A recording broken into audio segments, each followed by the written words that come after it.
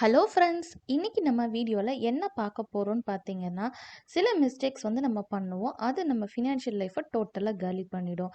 அதெல்லாம் என்னன்னு தான் இன்னைக்கு வீடியோவில் பார்க்க போகிறோம். ஸோ வீடியோவை ஸ்கிப் பண்ணாமல் கடைசி வரைக்கும் ஃபுல்லாக பாருங்கள் ஃப்ரெண்ட்ஸ். இப்போ வாங்க வீடியோக்குள்ளே போகலாம்.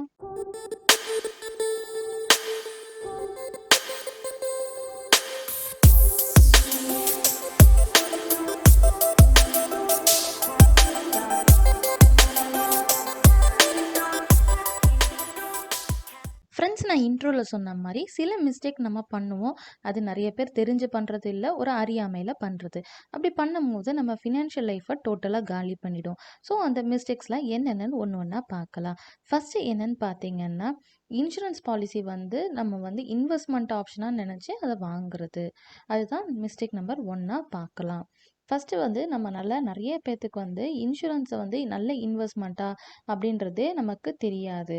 அப்படி இன்வெஸ்ட்மெண்ட் நீங்கள் இன்சூரன்ஸில் நான் இன்வெஸ்ட்மெண்ட் பண்ணியிருக்கேன் அப்படின்னு சொல்கிறவங்களா நீங்கள்? அப்போ உங்களுக்கு ஒரு கேள்வி கேட்குறேன். அந்த இன்வெஸ்ட்மெண்ட்டோட ஆனுவல் ரிட்டர்ன் என்ன? ஏதாவது ஐடியா இருக்குதா அப்படின்னு ஃபஸ்ட்டு யோசிங்க. இன்சூரன்ஸை பொறுத்த வரைக்கும் சிலருக்கு தான் term plan, endowment plan, ULIP plan அப்படின்னு சொல்லிட்டு அதை பற்றி ஃபுல் டீட்டெயிலாக தெரியும். அப்படி முழுமையான தகவல் தெரிஞ்சு நம்ம அதில் இன்வெஸ்ட்மெண்ட் பண்ணுறதா இருந்தால் மட்டும்தான் அது ஒரு நல்ல இன்வெஸ்ட்மெண்ட் ஆப்ஷன். செகண்டு மிஸ்டேக் என்ன அப்படின்னு பார்த்தீங்கன்னா, credit card mystery. Credit card பார்த்தீங்கன்னா எப்பயுமே ஒரு மிஸ்ட்ரியாக தான் இருக்கும். இது ஏன் நான் அப்படி சொல்கிறேன் அப்படின்னு பார்த்தீங்கன்னா, இதை 2 விதமாக நம்ம எடுத்துக்கலாம். கிரெடிட் கார்டு பார்த்தீங்கன்னா ஒரு கத்தியை வந்து அதோட ஒரு உரை இல்லாமல் வைக்கிற மாதிரி தான். அப்படி வச்சோன்னா என்ன ஆகும், பார்த்து கேர்ஃபுல்லாக இது பண்ணும், இல்லைன்னா நம்ம அதை வெட்டிக்கும். இது ஒரு சிலருக்கு தான் பொருந்தும். சிலர் வந்து கிரெடிட் கார்டு இருக்குன்றதுக்காண்டி கண்ணா பின்னான ஸ்பெண்ட் பண்ணுவாங்க. அந்த டேட்டில் நம்ம பணம் கட்டணும் அப்படின்றத மறந்து தவறி அதோட இன்ட்ரெஸ்டையும் சேர்த்து கட்டி பல ஆபத்தை சந்திப்பாங்க. அதில் சிலர் பார்த்தீங்கன்னா ரொம்ப புத்தி உள்ளவங்களாக யூஸ் பண்ணுவாங்க. எப்படின்னு பார்த்தீங்கன்னா, கிரெடிட் கார்டை வந்து கரெக்டான பில் டேட்டை என்ன அமௌண்ட் வந்திருக்கோ கரெக்டாக பே பண்ணுவாங்க. கிரெடிட் கார்டு மூலமாக ஏதாவது ஆஃபர் வருதா அப்படின்றத செக் பண்ணுவாங்க. அப்படி கிரெடிட் கார்டு யூஸ் பண்ணி ஆஃபர் வருது அப்படின்னா அது மூலமாக வாங்குவாங்க. எக்ஸாம்பிள் பார்த்தீங்கன்னா, ஃப்ளிப்கார்ட், அமேசானு, அதுக்கப்புறம் வந்து ஏர்போர்ட் லான்ச்லாம் ஃப்ரீயாக இருக்கும். சில இதெல்லாம் மூவி டிக்கெட்லாம் பார்த்தீங்கன்னா கிரெடிட் கார்டில் வாங்கும்போது பை ஒன் கெட் ஒன் இருக்கும். அந்த மாதிரி ஆஃபர்ஸ்லாம் இருக்கான்னு பார்த்து அந்த இதுக்கு கிரெடிட் கார்டை யூஸ் பண்ணுவாங்க. கரெக்டான பில் டேட்டில் பில்லையும் பே பண்ணிவிடுவாங்க. ஸோ அந்த மாதிரி நம்ம யூஸ் பண்ணோம்னா கிரெடிட் கார்டு வந்து ஒரு மிஸ்ட்ரியாக இருக்காது. தேர்டாக நம்ம பார்க்க போகிறது ரொம்ப ரொம்ப முக்கியமானது, நம்மளோட இன்வெஸ்ட்மெண்ட்டுக்கும் ஃப்யூச்சர் லைஃபுக்கும். நிறைய பேர்த்துக்கு வந்து ஐடியா ஆஃப் காம்பவுண்டிங் என்னன்றதே தெரியாதுன்றதை விட மறந்துடுவாங்க அப்படின்னே சொல்லலாம். நம்ம ஸ்கூல்லலாம் பார்த்தீங்கன்னா காம்பவுண்ட் இன்ட்ரெஸ்ட்டை பற்றி படிச்சிருப்போம். அதோட ஃபார்முலா நமக்கு நல்லாவே தெரியும். பட் நம்ம பெருசாக ஆகும்போது நம்ம இன்வெஸ்ட்மெண்ட் பண்ணுறோம், ஒரு விஷயத்தில் இன்வெஸ்ட்மெண்ட் பண்ணலாம் இருக்கோம், அதில் இன்வெஸ்ட்மெண்ட் பண்ணால் நல்ல லாபம் கிடைக்கும் அப்படின்னு யோசிக்கிறோம் அப்படின்னா அது நல்ல காம்பவுண்டிங் ஆகுமா அப்படின்னு யோசிக்கணும். அதாவது இப்போ ஒன்றில் நம்ம லாங் டேர்மில் இன்வெஸ்ட் பண்ணுறோம், ஒரு 15லேருந்து 20 இயர்ஸ் இன்வெஸ்ட்மெண்ட் பண்ணுறோம் அப்படின்னா அதுலேருந்து கண்டிப்பாக நமக்கு ஆனுவல் ரிட்டர்ன் பார்த்திங்கன்னா 10லேருந்து 15% மேலே வர மாதிரி இருக்குமான்னு பார்க்கணும். அதுதான் power of compounding. Power of compounding நம்ம தெரிஞ்சு இன்வெஸ்ட்மெண்ட் பண்ணோம்னா கண்டிப்பாக நம்ம சக்ஸஸ் ஆகலாம், பல லாபங்களையும் நம்ம அடையலாம். ஃபோர்த்தாக நம்ம என்ன பார்க்க போகிறோம் அப்படின்னு பார்த்தீங்கன்னா, என்ன மிஸ்டேக் அப்படின்னு தானே யோசிக்கிறீங்க. Buying stock based on tips. இப்போ நம்ம நிறைய பேர் ஃபேஸ்புக் ஸ்க்ரோல் பண்ணும் போதோ இல்லை வாட்ஸ்அப் குரூப்லேயோ பார்த்தீங்கன்னா சில டிப்ஸ் எல்லாம் கொடுப்பாங்க. இந்த ஸ்டாக் வாங்குங்க, அந்த ஸ்டாக் வாங்குங்கன்னு சொல்லிட்டு நம்ம அதை பற்றி ஒரு நாலேஜே இல்லாமல் அந்த கம்பெனி நல்லா போதா, அவங்க ஃபினான்ஷியல்ஸ் எப்படி இருக்குது, மார்க்கெட் இதில் வந்து அவங்க நல்லா இதை பண்ணுறாங்களா அப்படின்னு எதையுமே யோசிக்காமல் அந்த ஒரு டிப்ஸை மட்டும் நம்ம வச்சுக்கிட்டு அதில் போய் இன்வெஸ்ட்மெண்ட் பண்ணுவோம், பல லட்சத்தை போடுவோம். கடைசியில் என்ன ஆகும், அது லாஸில் போய் முடியும், இருக்க எல்லாத்தையும் இழந்துருவோம். ஸோ நம்ம வந்து ஸ்டாக்ஸை வந்து வெறும் டிப்ஸும் வச்சு மட்டுமே வாங்கக்கூடாது. இதுதான் நம்ம பண்ணுற பெரிய மிஸ்டேக். நம்ம ஃபிஃப்த்தாக பார்க்க போகிற மிஸ்டேக் என்னென்னு பார்த்தீங்கன்னா, இதில் நம்ம வந்து பல பேர் இதை பண்ணிகிட்டு இருக்கோம் டே டு டே லைஃப்பில். அதாவது victim of lifestyle inflation. என்ன அப்படின்னு பார்த்தீங்கன்னா, ஒரு சின்ன சேலரி ஹைக் வந்திருக்கும், நம்ம வந்து அந்த சின்ன சேலரி ஹைக்குக்கு டபுள் மடங்காக செலவு யோசித்து வச்சுருப்போம். இதை நான் குறையா சொல்லலை, இது நம்ம பண்ணுறோம், எல்லாருமே இந்த விஷயத்த பண்ணிகிட்ருக்கோம் அறியாமையில். ஃபர்ஸ்ட் என்னன்னு பார்த்தீங்கன்னா, ஒரு சேலரி ஹைக் வரப்போறதுக்கு முன்னாடியே நம்ம இப்போ 2 பிஹெச்ல இருக்கோம். நம்ம அப்கிரேட் ஆயி 3 பிஹெச் போயிருவோம். அதான் ஹைக் வருதுல்ல அப்படின்னு சொல்லி நம்ம போய் நம்ம லைஃப் ஸ்டைல அப்கிரேட் பண்றோன்ற பேர்ல, நம்ம எந்த ஒரு யூஸுமே இல்லாம அந்த ஹைக்க இது பண்ணிடுவோம். நெக்ஸ்ட் பார்த்தீங்கன்னா, ஒரு ஹைக் வருது, நமக்கு இவ்வளோ வரப்போகுது அப்படின்னு தெரிஞ்ச உடனே, இந்த கார மாத்திட்டு எக்ஸ்சேஞ்ச் ஆஃபர்ல அந்த கார வாங்கிடலாம். நியூ மாடல் கார்னா நல்லா இருக்கு அப்படின்னு சொல்லிட்டு அத பண்றது. அது போக பார்த்தீங்கன்னா, ஐஃபோன் வாங்கலாம். அதான் நல்ல கேட்ஜெட்ஸ். இப்போ வந்து நல்லா மார்க்கெட்ல வந்து அதுக்கு நல்ல இது இருக்கு. அப்படி இப்படின்னு சொல்லிட்டு நம்ம என்ன பண்ணுவோம், அந்த காசு வரத அப்படியே கொண்டு போயிட்டு ஐஃபோன் வாங்கிருவோம். ஸோ இதெல்லாம் தான் வந்து லைஃப் ஸ்டைல் இன்ஃப்ளேஷனா நம்ம சொல்லப்படுது. இதுக்கு நம்ம விக்டிம் ஆகாம தடுக்கணும். இது வந்து ஒரு பெரிய மிஸ்டேக்கா இருக்கு. நம்ம ஃபினான்ஷியல் லைஃப்ல கண்டிப்பா பாதிக்கும். நம்ம 6வதா பார்க்க போற மிஸ்டேக் என்னன்னு பார்த்தீங்கன்னா, buying things because they're in discount.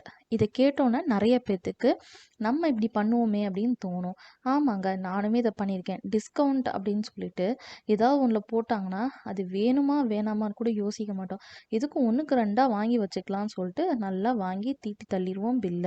இதுல முக்கியமா நம்ம பண்றது என்னன்னு பார்த்தீங்கன்னா, அமேசான் கிரேட் இண்டியன் சேல்னு அட்வர்டைஸ்மென்ட் டிவில பார்த்தாலும் சரி, ஃப்ளிப்கார்ட் பிக் சேல் டே அப்படின்னு பார்த்தாலும் சரி, உடனே போயிட்டு நம்ம எல்லாத்தையும் விஷ் லிஸ்ட்ல இருக்கிறதெல்லாம் கொண்டு போய் கார்ட்ல போட்டு வாங்கி தள்ளிருவோம்.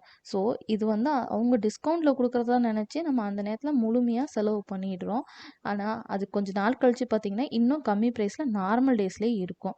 ஸோ நம்ம அந்த தப்பா பண்ணாம இருந்தோம்னா, நம்ம ஃபினான்ஷியல் லைஃப் கொஞ்சம் ஸ்டேபிளா இருக்க சான்ஸ் இருக்கு. மிஸ்டேக் நம்பர் 7 என்னன்னு பார்த்தீங்கன்னா, getting tempt for vacation or new car. இது வந்து நமக்கே நடந்திருக்கும். என்னன்னு பார்த்தீங்கன்னா, நம்ம ஃப்ரெண்ட்ஸ் யாராவது Facebookலயோ இல்ல Instagramலயோ வெக்கேஷன் போயிட்டு ஒரு ஃபோட்டோ போட்டாங்கன்னா, நமக்கு துரு துருன்னு இருக்கும். நம்ம உடனே வெக்கேஷன் போயே ரொம்ப நாள் ஆச்சுல்ல, நம்ம வெக்கேஷன் போலாம் அப்படின்னு சொல்லிட்டு ஒரு வெக்கேஷன் பிளான் பண்ணுவோம். 4 ஆர் 5 டேஸ்க்கு. நல்லா போயிட்டு என்ஜாய் பண்றோன்ற பேர்ல லேவிஷா ஸ்பெண்ட் பண்ணிட்டு வந்துருவோம். இன்னொன்னு வந்து ஒரு நியூ கார் வந்திருக்கு அப்படின்னு சொல்லி நம்ம ஃப்ரெண்ட்ஸ் யாராவது வாங்கி போஸ்ட் பண்ணிட்டாங்க அப்படின்னா, நமக்கு மீறி நமக்கு வந்து இந்த கார ரீப்ளேஸ் பண்ணிடலாம். அந்த நியூ கார் நல்லாயிருக்கு.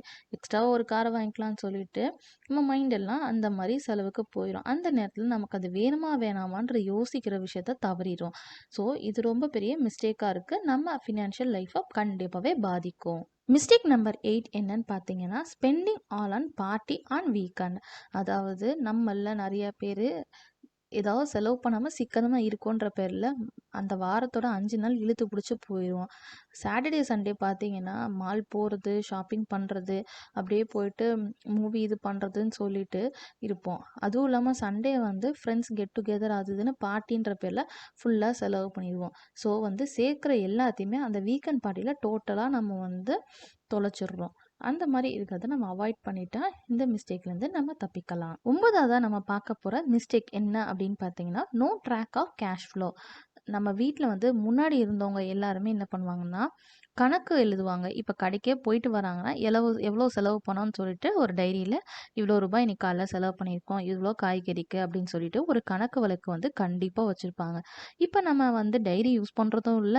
ஏன்னா ஆப் இருக்கு, அது இருக்குன்னு சொல்லிட்டு நம்ம அப்படியே கேஷுவலா இருக்கோம். ஆனா எத்தன பேரு அந்த ஆப்ல வந்து நம்ம இவ்வளோ கேஷ் வந்து செலவு பண்ணியிருக்கோம். இந்த இதுக்கு செலவு பண்றோம் மந்த்லின்றத நோட் பண்ணியிருக்கோம். அந்த மாரி நம்மள நெறைய பேரு அத நோட் பண்றத தவறிர்றோம். அதோட விளைவு என்ன ஆகுதுன்னு பார்த்தீங்கன்னா, 15 தேதிக்கு மேல நம்ம கிட்ட பணம் இருக்கதே இல்ல. அந்த மந்த் எண்ட முடிக்கிறதுக்குள்ளேயே நாக்கு தள்ளிடுது. ஸோ இந்த மாரி பிரச்சனை வந்து தவிர்க்கிறதுக்கு நம்ம என்ன பண்ணலாம்னா, நம்ம கேஷ் ஃப்ளோ நம்ம செலவு பண்ற எல்லாத்தையும் ஒரு ட்ராக் வச்சுக்கிறது ரொம்ப நல்லது. அப்பதான் நம்ம எங்க அதிகமா செலவு பண்றோன்றத நம்மளால தெரிஞ்சுக்க முடியும். So no track of cash ஃப்ளோன்றது ஒரு பெரிய மிஸ்டேக்கா நம்ம ஃபினான்ஷியல் லைஃப்ப கண்டிப்பா பாதிக்கும். 10வதா நம்ம பார்க்க போறது ரொம்ப ரொம்ப முக்கியமான மிஸ்டேக். இத வந்து கண்டிப்பா எல்லாருமே அவாய்ட் பண்ணணும். என்னன்னு பார்த்தீங்கன்னா, நோ எமர்ஜென்சி பட்ஜெட். நம்மள்ல நெறைய பேர் வந்து மாசம் மாசம் இவ்ளோ செலவுக்கு, இவ்ளோ வீட்டு வாடகைக்கு அப்படின்னு சொல்லி பிரிச்சு வச்சுட்டு, அதுல வந்து இவ்ளோ வந்து எமர்ஜென்சி ஃபண்டுக்குன்னு எடுத்து வைக்கிற ஒரு பழக்கமே இல்லாம இருக்கோம். நம்ம வந்து அந்த மாரி ஒரு பழக்கத்த வந்து கைவிட்டுட்டு, இனிமேல் மந்த்லி மந்த்லி ஒரு எமர்ஜென்சி பட்ஜெட்ன்னு சொல்லிட்டு ஒரு அமௌண்ட் எடுத்து நம்ம பேங்க் அக்கவுண்ட்ல போட்டுக்கணும். அது எப்பயுமே ஈஸியா எடுக்கிற மாரி முறையில நம்ம அத சேமிச்சு வைக்கணும். எதுக்காண்டி அப்படி சொல்றேன் அப்படின்னு பார்த்தீங்கன்னா, இப்ப கோவிட் டைம்ல இருக்கட்டும், நெறையா டீச்சர்ஸ்களே இன்க்ளூடிங் நான் டீச்சர்ஸ் சொல்றேன். பெரிய பெரிய ஒரு பிராண்டட் ஸ்கூல்ல ஒர்க் பண்ற டீச்சர்ஸ்க்கே வந்து பாதி சம்பளம் தான் குடுத்தாங்க. அவங்களுக்கு அந்த கோவிட் டைம்ல பார்த்தீங்கன்னா, அந்த மந்த்லி இதையே வந்து இது பண்ணி போறதுக்கே அவங்களுக்கு ரொம்ப கஷ்டமாயிடுச்சு. அந்த நேரத்தில் மெடிக்கல் செலவு வேற இருந்தது. ஸோ அவங்களால வந்து அதை வந்து கட்டுப்படுத்த, இன்க்ளூடிங் நல்லா படித்து டீச்சர்ஸாக இருக்கவங்களுக்கே அந்த நிலைமை.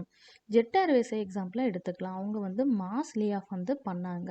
இப்போ பெரிய பெரிய பைலட்டாக இருக்கட்டும் எல்லாருமே பார்த்தீங்கன்னா நிறைய இஎம்ஐயில் அது இதுன்னு வாங்கி குமிச்சிட்டாங்க.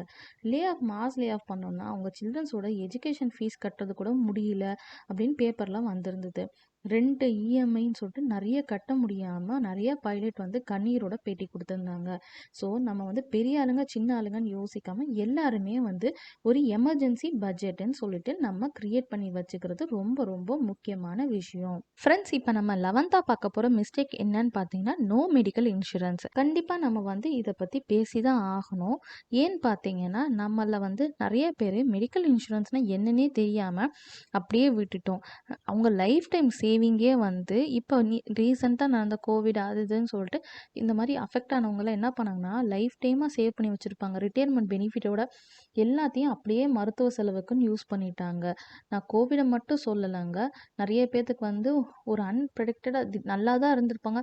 ஏதோ ஒரு கட்டின்னு டாக்டர்கிட்ட போகும்போது இல்லைங்க இது கேன்சர் அப்படின்னு சொல்லிடுவாங்க. அந்த ட்ரீட்மெண்ட்டுக்கு எப்படியும் 8 லேக் 9 லேக்குன்னு செலவாகும். அந்த நேரத்தில் அவங்க வச்சிருந்த ஃபுல் சேமிப்பையும் அவங்க அதுக்காண்டி செலவு பண்ண வேண்டியதாக இருக்கும். கண்டிப்பாக அந்த நேரத்தில் நம்ம வேறு எந்த தாட்டுமே இல்லாமல் செலவு தான் பண்ணுவோம். ஏன்னா உயிர் தான் முக்கியம்னு.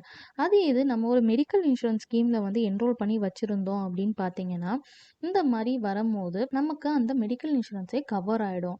நம்ம சேமித்து வச்ச எல்லாத்தையும் செலவு பண்ணணும்னு அவசியம் இல்லை. மெடிக்கலுக்காண்டி நம்ம ஃபினான்ஷியல் லாஸை வந்து கண்டிப்பாக தவிர்க்கலாம்.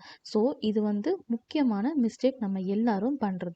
இதை வந்து நம்ம அவாய்ட் பண்ணணும்னு நான் நினைக்கிறேன். ஃப்ரெண்ட்ஸ், இன்றைக்கி நம்ம பார்த்த mistakes in our financial life பார்த்தீங்கன்னா உங்களுக்கு பயனுள்ள தகவலாக இருக்கும்னு நினைக்கிறேன். இன்னும் நிறைய மிஸ்டேக்ஸ் இருக்குது. ஸோ பார்ட் 2 வீடியோவில் அதை பற்றி பார்க்கலாம். இந்த வீடியோ உங்களுக்கு பயனுள்ள தகவலாக இருந்தால் உங்கள் ஃப்ரெண்ட்ஸுக்கு ஷேர் பண்ணுங்கள், லைக் பண்ணுங்கள். பிடிச்சிருந்தா ஏதாவது டவுட் இருந்தால் கமெண்ட்டில் கேளுங்க. வாங்க தமிழ் போல் வளர்வோம்.